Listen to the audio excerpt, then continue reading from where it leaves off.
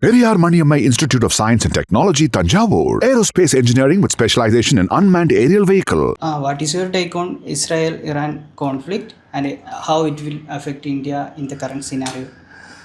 Iran-Israel standoff is assuming dangerous proportions, alarming proportions. See, we thought originally the standoff may not occur at all because America is involved in the mediatory talks, and also United States has been doing a talk with Iran on nuclear, possibly reaching a nuclear deal. But five rounds, and after looking back, after the five rounds of talk initiated by Oman as the mediator, there is no conclusive evidence of a solution to the problem. Iran adopts a policy of going for nuclear enrichment. Iran is not willing to stop the nuclear enrichment program. At the same time, Iran vows that Iran is not going to make atomic bomb at all. So this is contradictory. Enrichment will naturally lead to making of the atomic device, atomic weapons. Weaponization is something which Israel is really concerned about. Israel is a small country facing a very enormous security threat from the vicinity. The major threat comes from Iran. Iran has been dealing with the situation in a very harsh way, in the sense that it's been using, like an octopus, it's been using the tentacles in the form of Hamas, in the form of Hezbollah and Houthis to encircle Israel. So Israel wants to eliminate threat one after the other.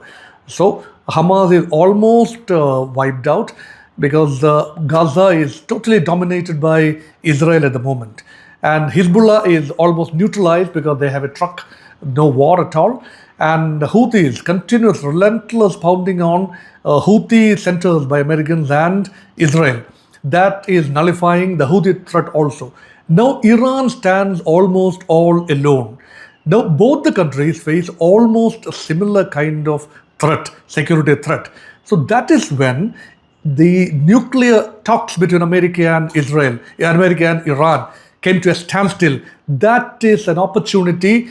Israel seized with both the arms and pounced upon Iran and sending really strong signals by eliminating top military leadership, top IRGC leadership, and also attacking nuclear installations. See, look, the targets include, Mohammed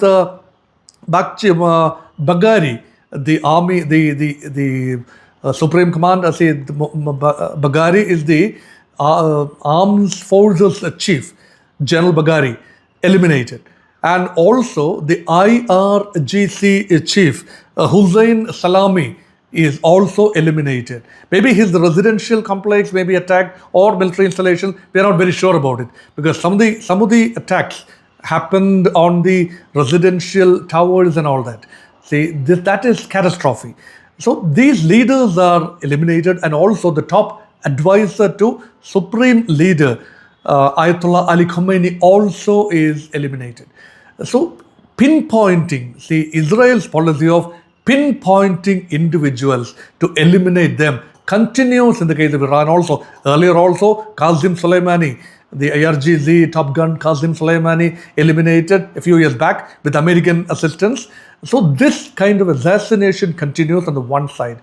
There are 13 installations in Iran hit badly by Israel. We don't know the extent of the damage, but Iran confirms that there have been hits on 13 installations. At least 6 of them happen to be nuclear installations, including Natanz nuclear capability. That is where big-time atomic enrichment of the uranium taking place. Iran has almost reached 90% of the enrichment capacity. That is almost tantamount to making nuclear bombs. Once Iran attains the nuclear capability, Israel becomes so vulnerable. Therefore, Israeli brains worked this way. We will conduct a preemptive strike. This is exactly what happened, and Israel has found it as a pretext that the talks between America and Iran has failed. Therefore, Israel has taken the honors and chose to attack Iran, and Iran retaliated. no matter what happened, Iran retaliated with hundreds of drones, which is the initial wave, and Israel calls it a wave of attack, which is just started. Another wave is likely, maybe on the offing, because they called it Operation Rising Lion. That means it's almost equivalent to India's Operation Sindhur, which is a never-ending process. It's a continuous process which is stopped for the time being. It can continue. That kind of a dynamics is seen from Israel's policy also. But Iran is not going to sit idle. Iran now loses its hold through the proxies. It comes into the direct picture. Nobody knows whether Iran has actually attained nuclear capability, maybe having some Hiroshima-type crude atomic devices. We will never know. So Saudi Arabia also becomes highly concerned, because any attack against Israel can ultimately lead to an attack against Saudi also, because Iran-Saudi relations also has been extremely extremely shoddy. Therefore, the entire region becomes so vulnerable and fragile. Oil is heating up. The crude oil prices have skyrocketed almost one night, overnight, 7 to 9% jump in the crude oil prices. And gold prices have gone up because there's a jittery in the global markets. The stock markets world over, including India's market, has come down. So then now the ultimate question, where does India put itself in? Indo-Israeli relations have been extremely cordial for last 1 decade or so, because India has learned to balance beautifully between the Arab interest, because basically oil interest and diaspora interest, and Israel. Israel has been a trusted partner for quite some time, because Israeli intelligence provided by Mossad that is well received by India when it comes to the terror network operated from Pakistan. So therefore, India has to balance between Israel on the one side and the Arab world on the other side. And Iran, although not an Arab country, but a major Muslim country, has been very friendly with India. So Iran also is a strategic cog in the scheme of things for India. So India is trying equidistant, keeping non-committal on this device.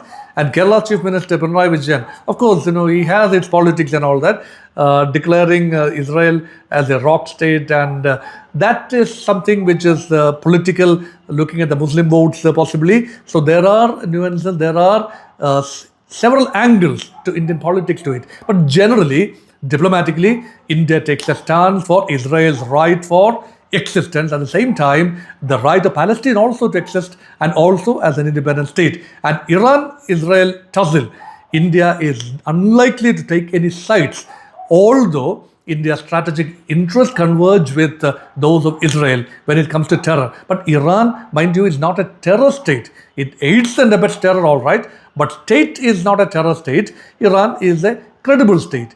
But the nuclear capability is something which can make the entire region fragile. India also is a nuclear power, Pakistan is a nuclear power, Israel is a nuclear power, although it is undeclared.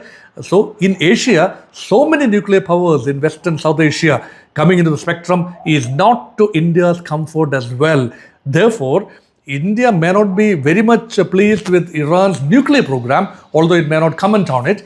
Israel-India interests converge on that point. But for that, certainly India would want the stoppage of the escalation, because air traffic, oil prices, everything, goes topsy-turvy.